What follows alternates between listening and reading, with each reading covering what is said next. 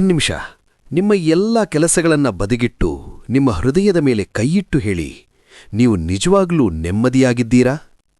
ಹಗಲೆಲ್ಲ ಪ್ರಪಂಚಕ್ಕೆ ನಗುಮುಖ ತೋರಿಸಿ ರಾತ್ರಿ ಒಂಟಿಯಾದಾಗ ದಿಂಬಿನಲ್ಲಿ ಮುಖ ಹುದುಗಿಸಿ ಕಣ್ಣೀರು ಹಾಕುವ ಪರಿಸ್ಥಿತಿ ನಿಮ್ಮದಾಗಿದ್ಯಾ? ವಿಶೇಷವಾಗಿ ಮಕರ ರಾಶಿಯವರೇ, ಈ ಪ್ರಶ್ನೆ ನಿಮಗಾಗಿ. ನಿಮ್ಮ ಜೀವನ ಹೊರಗಿನವರಿಗೆ ಒಂದು ಸಾಧನೆಯಂತೆ ಕಾಣಬಹುದು. ನೀವು ತುಂಬ ಗಟ್ಟಿಯಾದವರು ಎಂದು ಎಲ್ಲರೂ ಅಂದುಕೊಂಡಿರಬಹುದು. ಆದರೆ ನಿಮ್ಮ ಒಳಗಿನ ಯುದ್ಧ ಯಾರಿಗೆ ಗೊತ್ತು? ನಾನು ಎಲ್ಲರಿಗೂ ಒಳ್ಳೆಯದನ್ನೇ ಬಯಸಿದೆ, ಪ್ರಾಮಾಣಿಕವಾಗಿ ಕಷ್ಟಪಟ್ಟೆ, ಆದರೂ ನನಗೇ ಯಾಕಿಷ್ಟೊಂದು ನೋವು, ದೇವರು ನನ್ನನ್ನೇ ಯಾಕೆ ಟಾರ್ಗೆಟ್ ಮಾಡ್ತಿದ್ದಾನೆ ಅಂತ ದಿನಾಲೂ ಕೊರಗುತ್ತಿದ್ರೆ ಈ ವಿಡಿಯೋ ನಿಮಗಾಗಿ. ಹೌದು, ಇದು ನಿಮ್ಮದೇ ಕಥೆ. ಇವತ್ತು ನಾವು ಕೇವಲ ನಿಮ್ಮ ಕಷ್ಟಗಳ ಬಗ್ಗೆ ಮಾತನಾಡುವುದಿಲ್ಲ, ಆ ಕಷ್ಟಗಳ ಹಿಂದೆ ಅಡಗಿರುವ ಒಂದು ಬೃಹತ್ ಕಾಸ್ಮಿಕ್ ರಹಸ್ಯವನ್ನು ಭೇದಿಸಲಿದ್ದೇವೆ.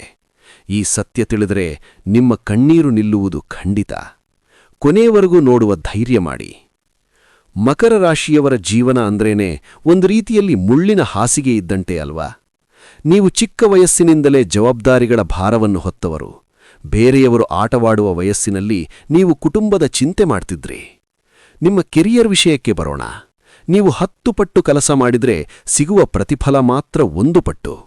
ನಿಮ್ಮ ಕಣ್ಣೆದುರೇ ಯೋಗ್ಯತೆ ಇಲ್ಲದವರು ಅಡ್ಡದಾರಿಯಲ್ಲಿ ಮೇಲೆ ಹೋಗ್ತಾರೆ, ಆದರೆ ನೀವು ನಿಮ್ಮ ಪ್ರಾಮಾಣಿಕತೆಯನ್ನು ಬಿಡದೆ ಅಲ್ಲೇ ಹೆಣಗಾಡುತ್ತಿರ್ತೀರಿ.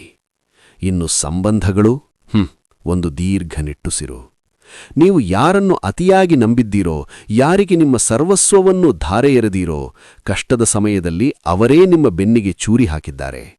ನನ್ನವರು ಅಂತ ನೀವು ಅಂದುಕೊಂಡವರೇ ನಿಮ್ಮನ್ನು ಪರಕೀಯರಂತೆ ನೋಡಿದ್ದಾರೆ. ಹಣಕಾಸಿನ ಮುಗ್ಗಟ್ಟು, ಆರೋಗ್ಯ ಸಮಸ್ಯೆ ಮತ್ತು ಎಲ್ಲದಕ್ಕಿಂತ ಹೆಚ್ಚಾಗಿ ಒಂದು ರೀತಿಯ ಅನಿಶ್ಚಿತತೆ, ಒಂಟಿತನ. ನನ್ನ ಜೀವನದ ಉದ್ದೇಶವೇನು?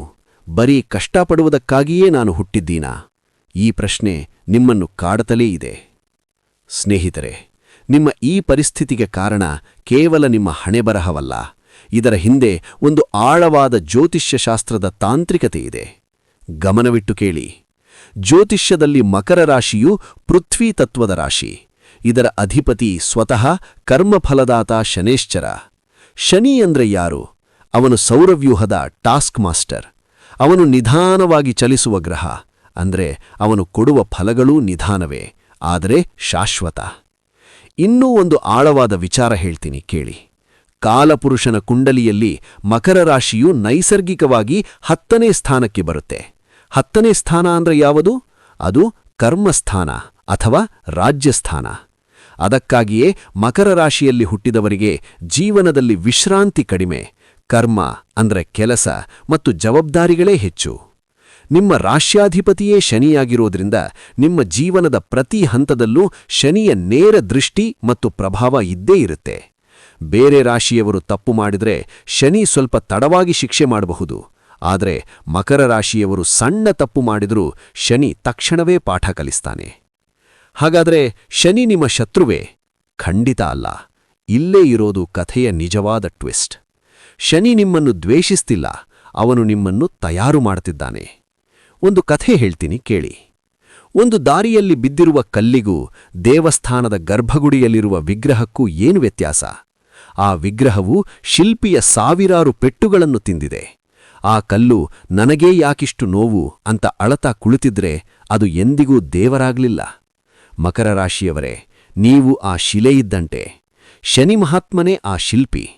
ನೀವೀಗ ಅನುಭವಿಸ್ತಿರುವ ನೋವು, ಅವಮಾನ, ಕಷ್ಟಗಳು ಇವೆಲ್ಲವೂ ಆ ಶಿಲ್ಪಿಯ ಉಲಿಯ ಪೆಟ್ಟುಗಳು.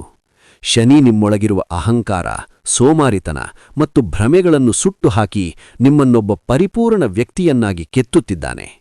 ಅವನಿಗೆ ನಿಮ್ಮಿಂದ ಕೇವಲ ಕಠಿಣ ಪರಿಶ್ರಮ ಅಲ್ಲ, ಶಿಸ್ತು ಮತ್ತು ಧರ್ಮ ಬೇಕಿದೆ. ಅವನು ನಿಮ್ಮನ್ನು ಅಷ್ಟು ಸುಲಭವಾಗಿ ಬಿಡೋದಿಲ್ಲ, ಯಾಕೆಂದರೆ ಅವನು ನಿಮ್ಮನ್ನು ಉನ್ನತ ಸ್ಥಾನದಲ್ಲಿ ನೋಡಲು ಬಯಸುತ್ತಾನೆ.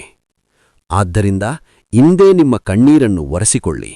ನಾನೊಬ್ಬ ಸಂತ್ರಸ್ತ ಎಂದು ಅಂದುಕೊಳ್ಳುವುದನ್ನು ನಿಲ್ಲಿಸಿ. ನೀವು ಶನಿಯ ಸ್ವಂತ ಮಕ್ಕಳು. ನಿಮ್ಮಲ್ಲಿ ಅಸಾಮಾನ್ಯವಾದ ಸಹನೆ ಮತ್ತು ಗೆಲ್ಲುವ ಹಲವಿದೆ. ಈ ಅಗ್ನಿ ಪರೀಕ್ಷೆಯಲ್ಲಿ ನೀವು ಬೆಂದು ಬಂಗಾರವಾಗಲೇಬೇಕು. ನೆನಪಿರಿ, ಶನಿ ಕೊಡುವ ಯಶಸ್ಸು ತಡವಾಗಬಹುದು, ಆದರೆ ಒಮ್ಮೆ ಅವನು ಕೊಟ್ಟರೆ ಅದನ್ನು ಯಾರಿಂದಲೂ ಕಸಿದುಕೊಳ್ಳಲು ಸಾಧ್ಯವಿಲ್ಲ. ನಿಮ್ಮ ಸುವರ್ಣಯುಗ ಹತ್ತಿರದಲ್ಲಿದೆ. ಧೈರ್ಯಗೆಡಬೇಡಿ. ಈ ವಿಡಿಯೋ ನಿಮ್ಮ ಮನಸ್ಸಿನ ಭಾರವನ್ನು ಸ್ವಲ್ಪವಾದರೂ ಕಡಿಮೆ ಮಾಡಿದ್ರೆ, ಈ ಸತ್ಯ ನಿಮ್ಮ ಹೃದಯಕ್ಕೆ ತಲುಪಿದ್ದರೆ ಪ್ಲೀಸ್ ಲೈಕ್ ಮಾಡಿ. ನಿಮ್ಮಂತೆಯೇ ನೋವಿನಲ್ಲಿರುವವರಿಗೂ ಈ ವಿಡಿಯೋ ತಲುಪಲಿ. ಶೇರ್ ಮಾಡಿ.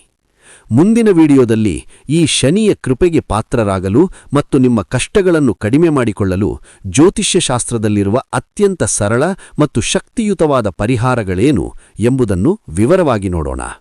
ಅದನ್ನು ಮಿಸ್ ಮಾಡಿಕೊಳ್ಳಬಾರದು ಅಂದ್ರೆ ಈಗಲೇ ನಮ್ಮ ಚಾನೆಲ್ಗೆ ಸಬ್ಸ್ಕ್ರೈಬ್ ಆಗಿ. ಒಳ್ಳೆಯ ದಿನಗಳು ಬಂದೇ ಬರುತ್ತವೆ. ಧನ್ಯವಾದಗಳು.